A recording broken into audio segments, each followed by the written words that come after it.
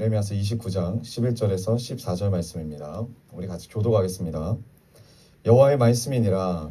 너희를 향한 나의 생각을 내가 아나니 평안이요 재앙이 아니니라. 너희에게 미래와 희망을 주는 것이니라. 너희가 내게 부르짖으며 내게 와서 기도하면 내가 너희들의 기도를 들을 것이요. 너희가 온 마음으로 나를 구하면 나를 찾을 것이요 나를 만나리라. 같이 읽겠습니다. 이것은 여호와의 말씀이니라. 나는 너희들을 만날 것이며 너희를 포로된 중에서 다시 돌아오게 하되 내가 쫓아 보내었던 나라들과 모든 곳에서 모아 사로잡혀 떠났던 그곳으로 돌아오게 하리라. 아멘.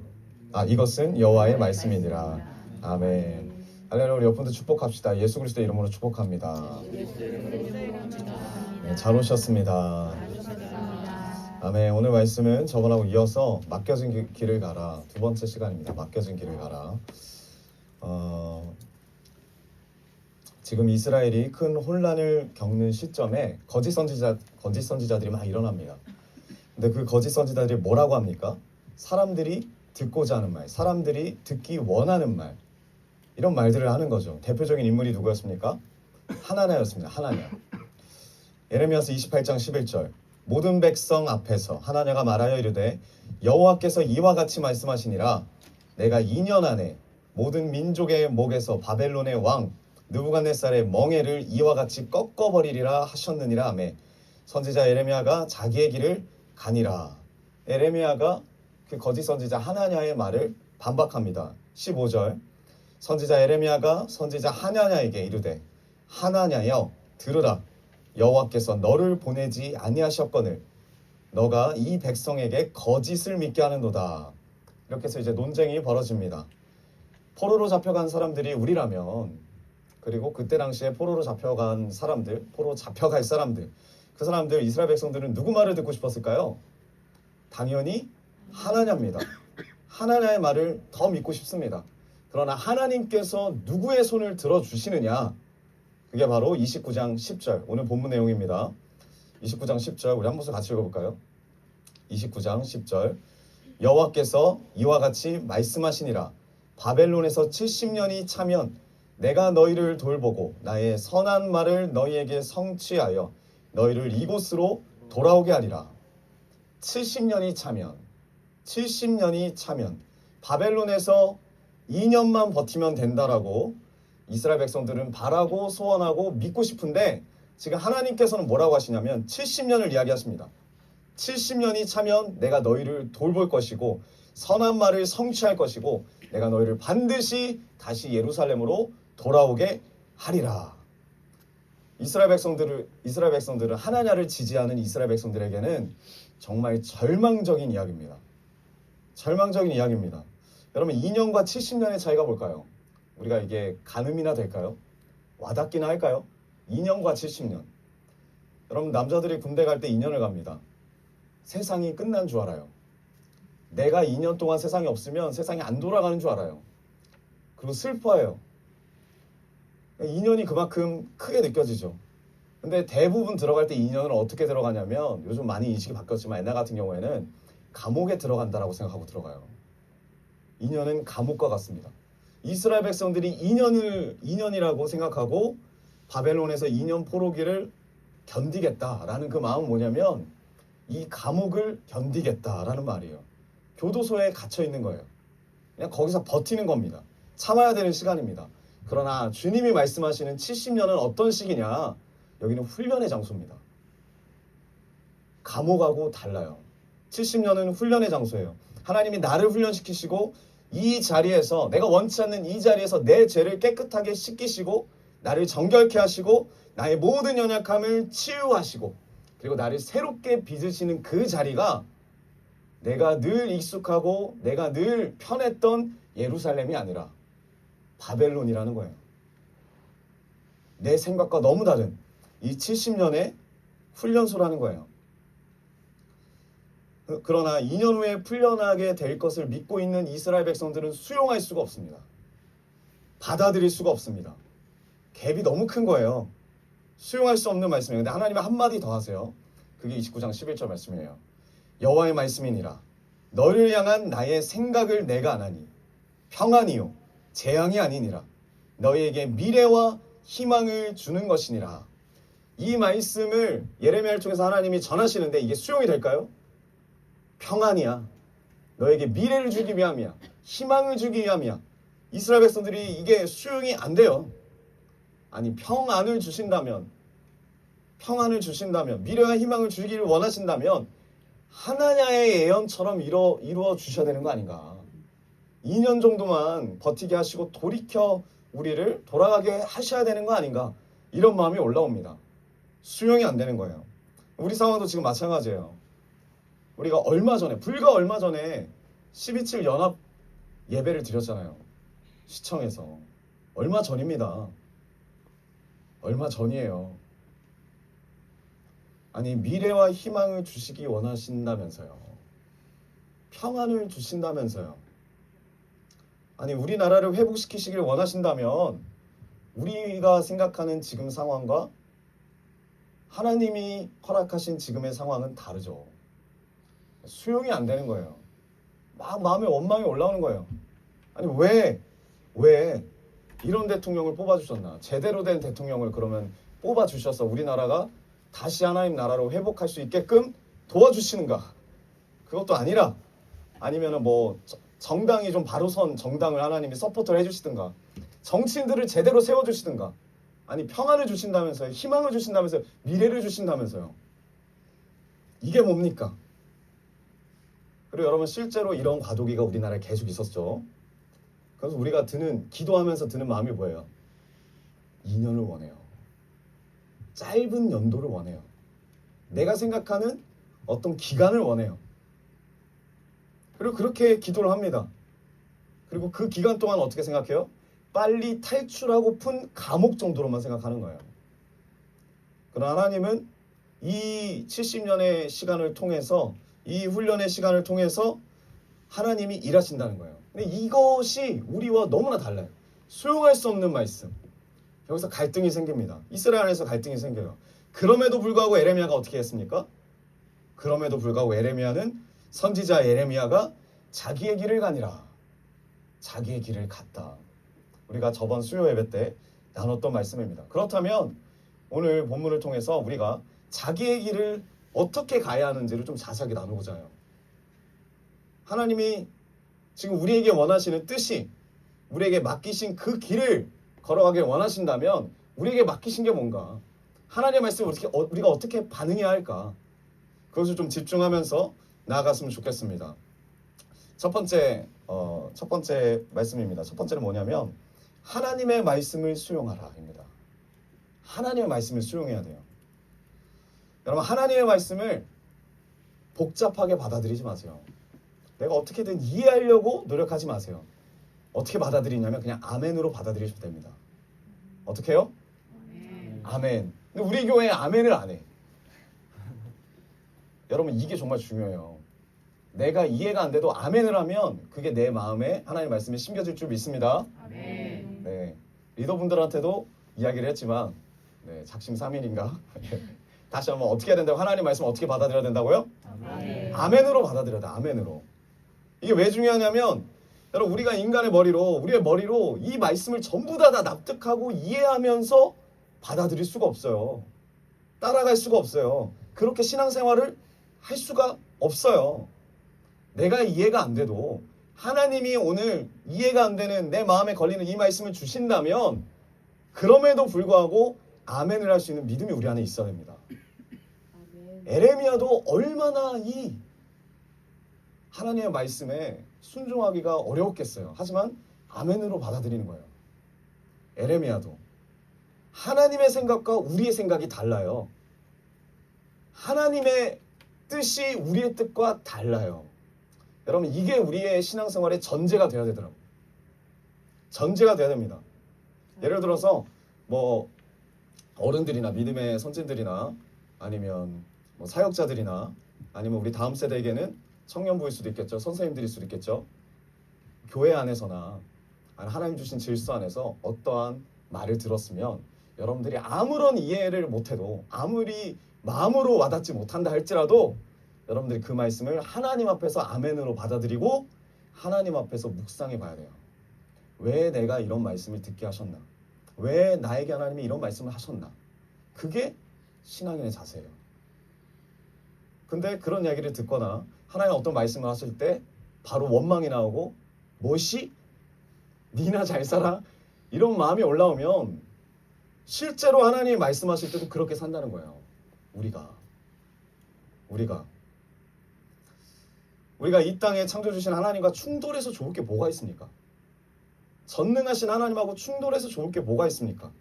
근데 이 말에, 제가 하는 이 주장에, 하나님의 이 말씀에 여러분들 동의하시지 않는다면 저는 그 답을 이사야 55장에서 찾아보길 원합니다. 이사 55장 8절. 우리 한 목소리 같이 읽을까요? 8절과 9절. 이는 시작. 이는 내 생각이 너희 생각과 다르며 내 일은 너희 곁으로 다릅니다. 여호와의 말씀이니라. 자, 9절 시작. 이는 하늘이 땅보다 높은 것이 내가 너희의 길보다 높은 생각보다 아멘. 내 생각이, 하나님의 생각이 지금 말씀하시죠. 너희의 생각과 다르다. 내 생각이 너희의 생각과 다르다. 그리고 하늘이 땅보다 높은 같이 내 길이 너희의 길보다 높다. 누가 한 말이라고요? 여호와의 말씀이니라. 주님의 생각이 우리의 생각과 다릅니다. 그러니까 이게 신앙생활은 우리에게 가장 중요한 첫 번째 전제예요. 여러분들이 아무리 옳고 저도 마찬가지고 우리 생각이 아무리 합리적이라도 우리가 어떤 말씀을 듣고 그 말씀에 순종하기를 주님이 원하실 때 우리가 다 같이 아멘하기를 원합니다. 그래야 주님이 원하시는 분야만큼 선장할 수 있습니다. 뒤집어서 생각해 보세요. 만약에 하나님의 수준이 우리의 수준과 같다. 여러분들의 수준이 얼마나 높은지는 모르겠지만 충분히 높으시지만 하나님의 수준이 여러분의 수준과 같다면 어떨 것 같습니까? 좋으실 수도 있어요. 말이 너무 잘 통하니까. 그쵸? 말이 너무나 잘 통하니까. 근데 그건 재앙이에요. 왜 재앙이냐? 하나님의 생각을 우리의 생각으로 끌어내리는 것.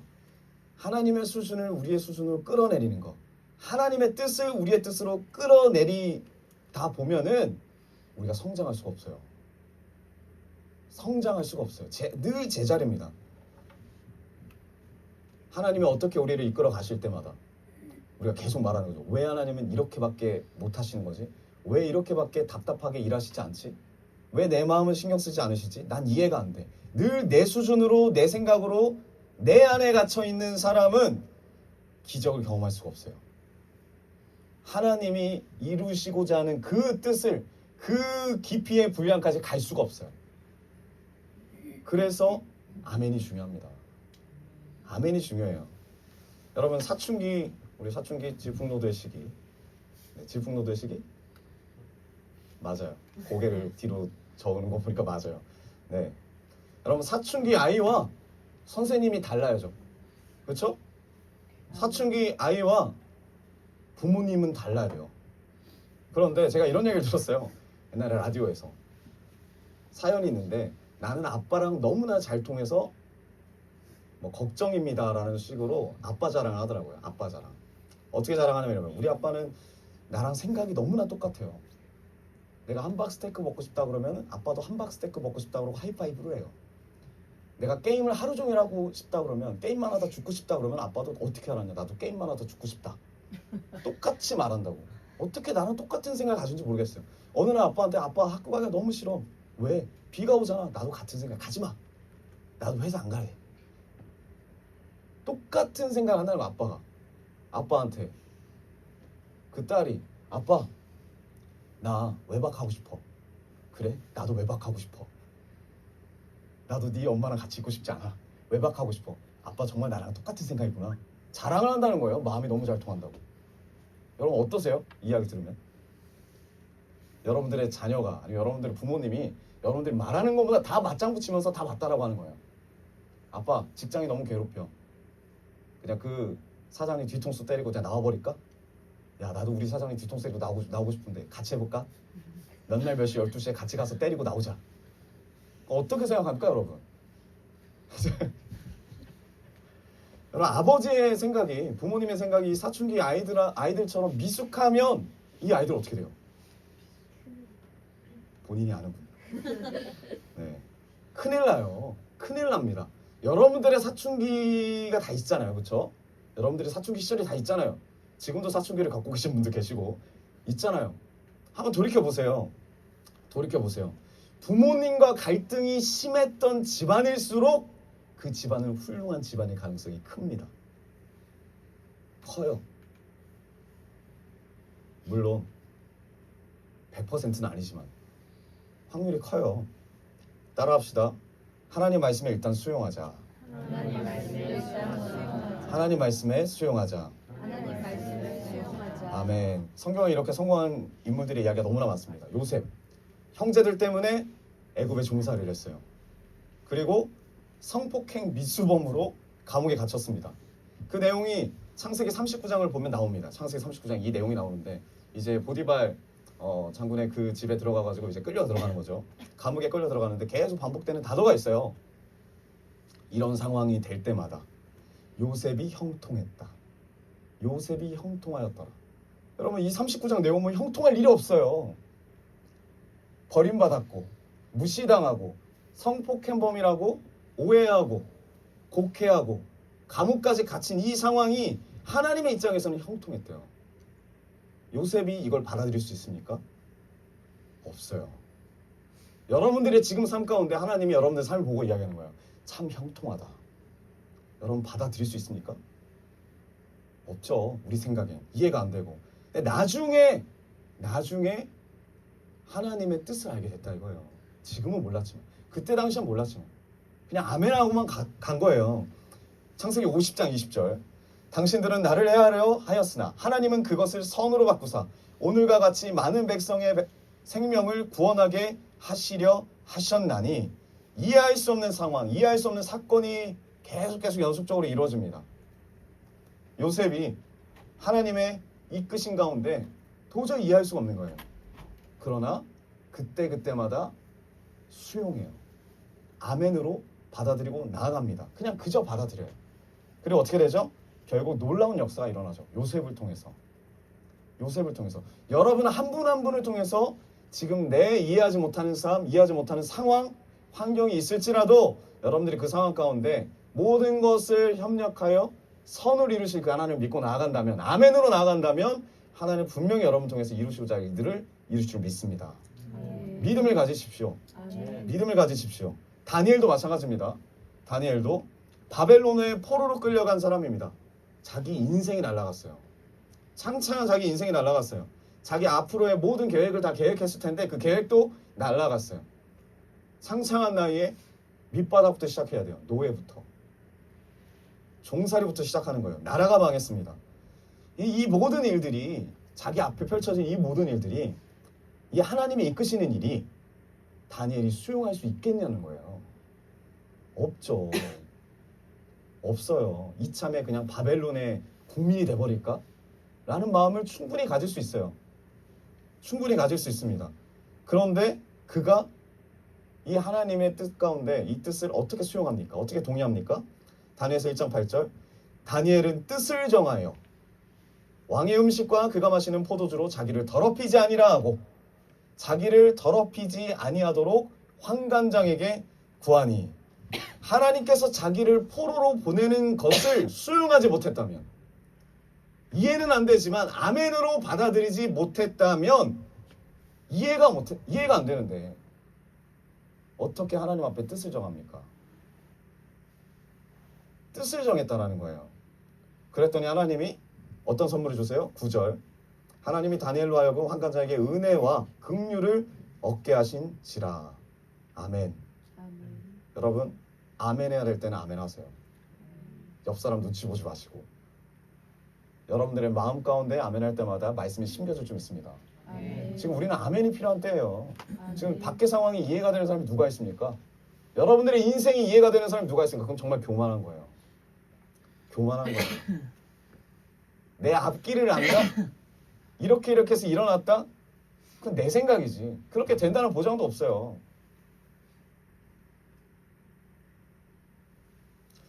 그런 상황일지라도 아멘하고 나아갈 때 하나님 앞에 뜻을 정할 수 없는 그 상황 가운데서도 하나님의 뜻을 수용하려고 노력하고 하나님을 믿고 끝까지 나아갈 때 여러분 주변에 있는 세상 사람들을 통하여서 하나님의 은혜와 긍휼을 얻게 하시고 있습니다. 네, 두 번째 맡겨진 길을 가는 방법은요. 예수를 깊이 생각하라는 거예요. 예수님을 깊이 생각하십시오. 예수님을 깊이 생각하십시오. 지금 이 상황을 통해서 우리가 들어야 할 주님의 뜻이 뭔지를 여러분 들으셔야 돼요. 뭔지를 들으셔야 돼요. 하나님의 뜻에 대해서 왜 몰입하고 집중하고 들어야 하느냐, 깊이 생각해야 하느냐. 하나님의 생각과 우리의 생각이 다르기 때문이에요. 그러니까 더 들어야 돼요. 더 묵상해야 돼요. 하나님의 생각이 우리의 생각보다 더 깊으시기 때문이에요. 여러분 이 중에서 여러분 오늘도 뭐 친구를 만나고 오신 분도 계시고 직장에서 누구랑 대화를 하고 오신 분도 계실 거예요. 여러분들이 친구와의 대화를 집에 가서 녹음해가지고 밑줄 그어가면서 묵상한 사람 있습니까? 있어요? 왜 안 합니까? 그만한 가치가 없죠. 그리고 왜 안 하냐면 그 수준이 내 수준이기 때문에 안 하는 거예요. 근데 여러분들이 조금이라도 여러분보다 수준이 높은 사람하고 대화를 하잖아요. 그럼 집에 가서 그걸 생각해봐요. 근데 우리가 하나님의 말씀을 듣고 하나님의 말씀을 보는데도 불구하고 이 말씀을 깊이 생각하지 않고 깊이 묵상하지 않는다? 왜 안 하는 거예요? 나랑 똑같은 수준으로 보니까 안 하는 거예요. 똑같은 수준으로 보니까 안 하는 거예요. 여러분 삶이 왜 안 바뀌는 거예요? 바뀔 생각이 없으니까. 왜 신앙생활을 깊이 생각해야 된다고요? 아까 말했듯이 내 생각이 너희의 생각과 다르며 내 길은 너희의 길과 다름이니라. 그냥 누가 한 말도 아니고 여호와의 말씀이니라. 그러니까 내가 하는 말, 내가 너에게 주는 이 말씀 쉽게 생각하지 마라. 너는 이해 못한다요. 그러니 매 순간 생명이 붙어있는 한 예수를 깊이 생각해라. 깊이 묵상해라. 이 말씀입니다. 히브리서 3장 1절에 가장 환란이 있었던 그 히브리서 시절에 또 이런 이야기가 있죠. 그러므로 함께 하늘의 부르심을 받은 거룩한 형제들아, 우리가 믿는 도리의 사도이시며 대제사장이신 어떻게 해요? 예수를 깊이 생각하라. 아멘. 이 어려운 상황일수록 환경일수록 핍박이 가할수록 아무리 우리가 이해하려고 해도 상식적으로 생각해 보려고 해도 어떻게 하면 이 고난을 피해 볼까 고민해봐도 아무런 답이 없다. 예수를 깊이 생각해라. 모든 것들이 예수 그리스도라는 필터를 통해서 여러분 심령 가운데 재해석돼야 돼요.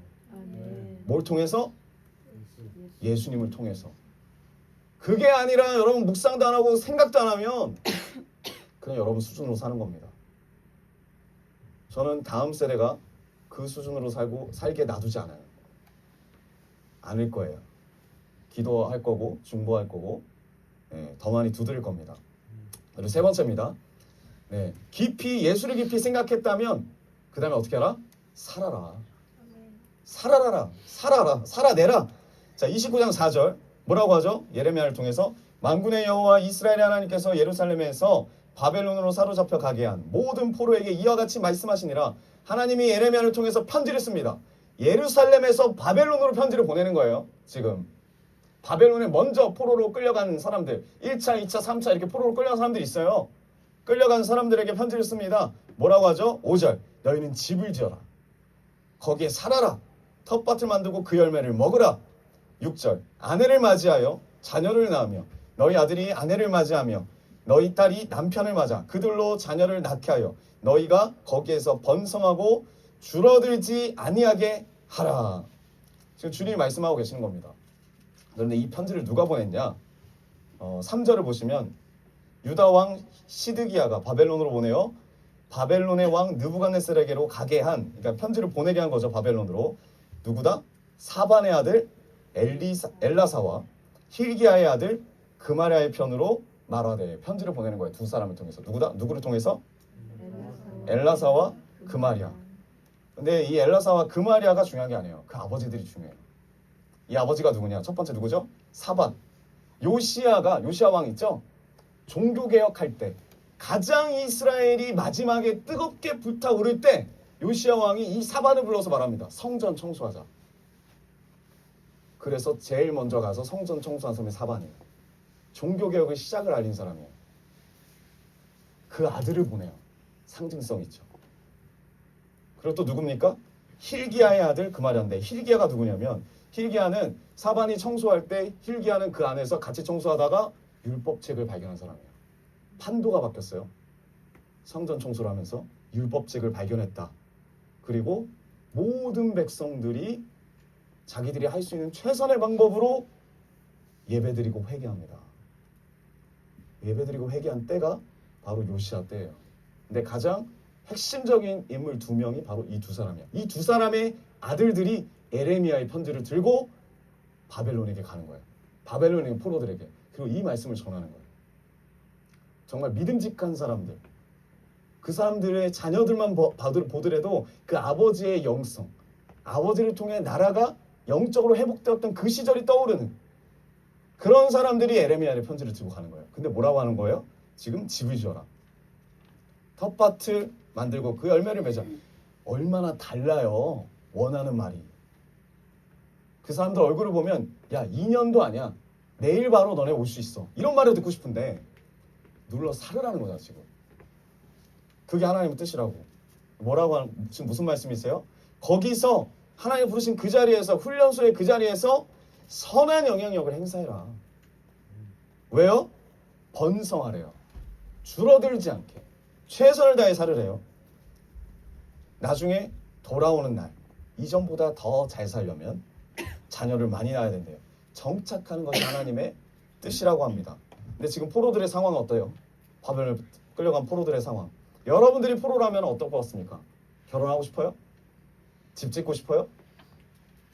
애를 낳고 싶어요? 왜 지금 우리나라가 요즘 이제 젊은 층이 그래도 좀 인식이 좀 바뀌어서 애를 낳아야 되겠다라고 생각을 하고 바뀌고 있다고 하더라고요. 기도 우리가 열심히 하니까 하나님이 기도 응답을 해준 줄 믿습니다. 근데 이전에는 왜 애를 안 낳죠? 왜 안 낳으려고 그랬죠? 너무 절망적이니까 안 낳는 거죠. 우리나라가. 나도 감당이 안 되니까 안 낳는 똑같은 거예요. 이 바벨론에서 애를 안 낳죠. 내가 지금 노비인데 내가 자녀를 낳으면 내 자녀는 뭐예요? 노비가 될 거고 그 자녀는 또 뭡니까? 노비가 될 거고. 그런 삶을 누가 원해요? 누가 원해요? 빨리 돌아갈 생각만 하는 거지. 근데 그렇게 살지 말라는 거예요. 이건 절망이 아니야. 이건 재앙이 아니야. 이것은 너에게 기회야. 너에게 찾아온 또 하나의 삶이야.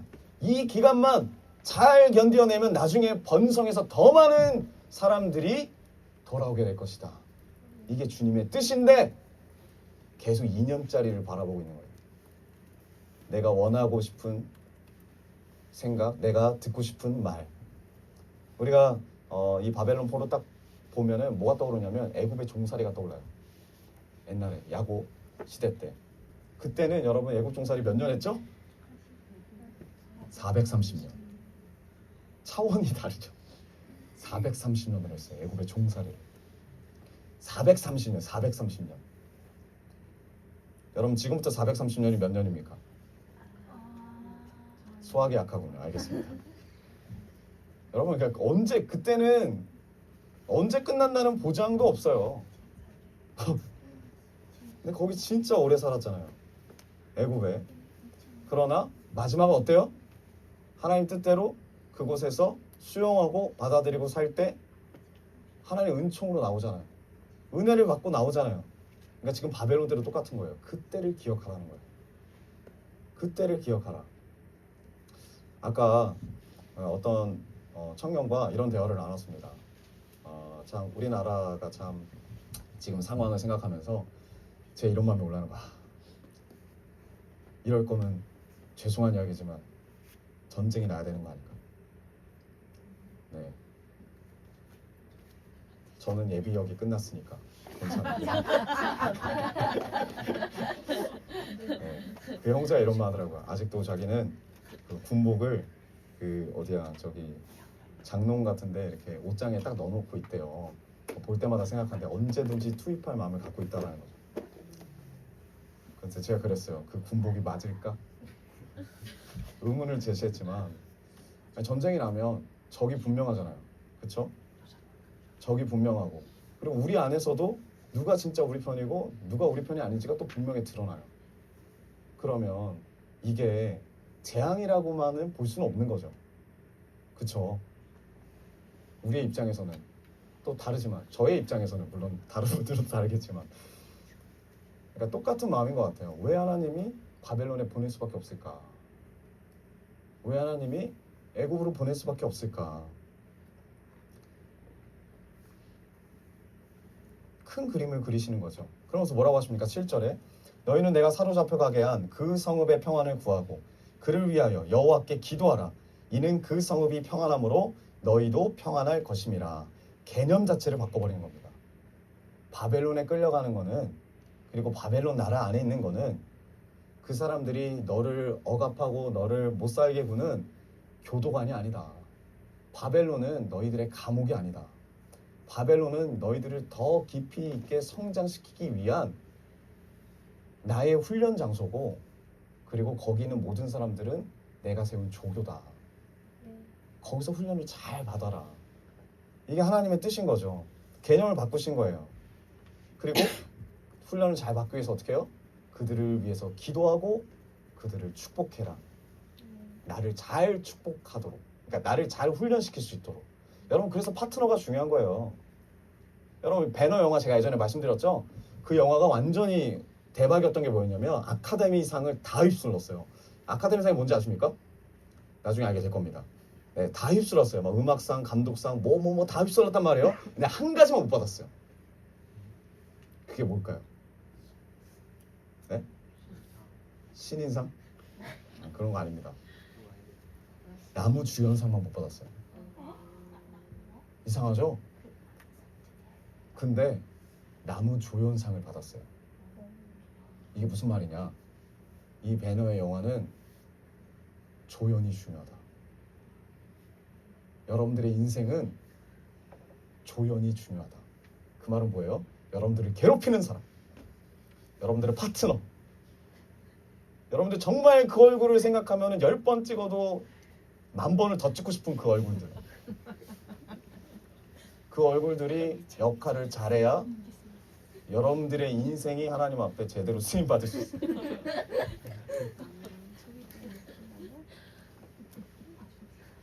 그게 하나님의 뜻이에요. 그게 여러분들의 바벨론이고 우리의 바벨론입니다. 살아내야 돼요. 근데 이스라엘 백성들이 그렇게 살아야 될 이유가 어디 있습니까? 왜 그래야 합니까? 이유는 간단합니다. 29장 7절에 너희는 내가 사로잡혀 가게 한, 누가 시켰다? 이게 중요한 거예요. 어쩌다가 사로잡혀 간 것도 아니라, 운이 나빠서 사로잡혀 간 것도 아니라, 하나님이 계획하시고 하나님이 인도하셨다라는 거예요. 하나님의 손길 때문에 간 거예요, 바벨론에. 그걸 받아들이겠냐는 거예요. 받아들이지 못하는 사람은 계속 과거 따집니다. 내가 이런 선택했으면, 내가 이렇게 생각했으면, 내가 이렇게 저렇게 했으면. 그게 아니에요. 2년 만에 풀려나서 집에 돌아오는 것도 중요합니다. 그러나 그 악한 도성을 위하여, 바벨론을 위하여 선한 영향력을 끼치는 것도 중요해요. 조연이 잘 조연 역할 감당할 수 있도록 기도하는 게 중요합니다. 그래서 여러분 파트너를 놓고 기도하라는 거예요. 파트너가 바뀌게 해줬어요가 아니라, 파트너를 통해 누굴 먼저 바꾸는 거예요? 여러분들을 바꾸는 거예요. 나를 바꾸는 거예요. 근데 여러분들의 기도가, 저 사람이 나한테 뭐라고 한다, 저 사람 주님 입이 너무나 말이 너무 많아요, 내가 듣기가 너무 힘들어요, 입이 사라지게 해주세요. 그런 게 아니라 내가 그것 또한 받아들일 수 있는 마음으로 더 찢어지길 주님이 원하시는 거예요. 상대방을 바꾸는 게 아니라. 네, 그게 완벽하게 구현하는 인물이 요셉입니다. 요셉. 하나님의 뜻을 수용하고 생각을 기피하고 그리고 엄청난 권력을 얻고 성공했다, 이렇게만 우리가 적용하면 안 되고, 이 고난의 과정을, 요셉이 얼마나 힘듭니까? 고난의 과정을 거치게 함으로써 흉년이라는 정말 어려운 그 시기를 준비하게 하시잖아요. 요셉을 통해서. 여러분 몰라요. 여러분을 통해서 어떠한 시기를 준비하게 하실지 몰라요. 그러려면 여러분들이 오늘 나에게 주시는 그 자그마한 하나님의 말씀이라도 아멘으로 받으셔야 돼요. 받고 수용하고 그리고 이 상황들을 통해서 예수 그리스도로 깊이 생각하고 그 필터를 통해서 재해석하고 그리고 그 말씀으로 여러분 삶을 살아내셔야 돼요. 아멘. 우리가 처한 상황에서 주님을 깊이 생각하고 현실을 받아들이고 진취적으로 사셔야 돼요. 끌려가는 인생 말고 진취적으로. 그렇게 사는 우리가 되기 원합니다. 11절 말씀 보겠습니다. 11절 말씀 29장 11절 여호와의 말씀이니라 너희를 향한 나의 생각을 내가 아나니 평안이요 재앙이 아니니라 너에게 미래와 희망을 주는 것이니라. 그리고 14절이 하나님의 마음이에요. 14절 마지막 말씀입니다. 같이 읽을까요? 시작. 이것은 여호와의 말씀이니라 나는 너희들을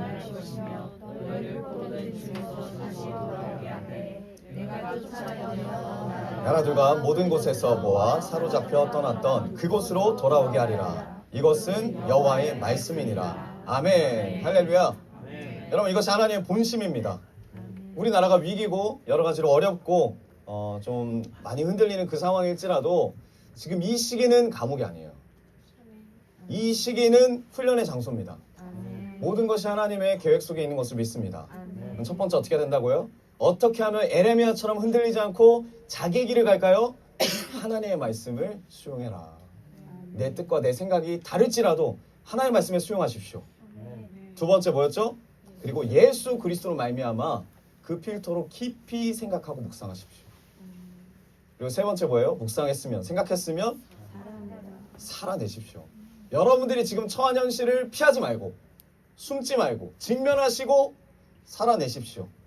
그리고 이 시간을 지나가면 여러분의 죄를 깨닫게 하시고 정결케 하시고 그리고 새롭게 함으로써 하나님의 사람으로 더 깊이 있게 성장하게 될 줄 믿습니다. 이게 바로 예레미야처럼 자기의 길을 걷는 방법이에요. 우리 모두가 그 길을 걸어가기 원합니다. 하나님이 원하십니다. 우리 여러분들과 다시 선포합시다. 하나님의 말씀을 수용하십시오. 깊이 묵상하십시오. 살아내십시오. 아멘. 우리 이 시간 주님 앞에 찬양하면서 나아가도록 하겠습니다.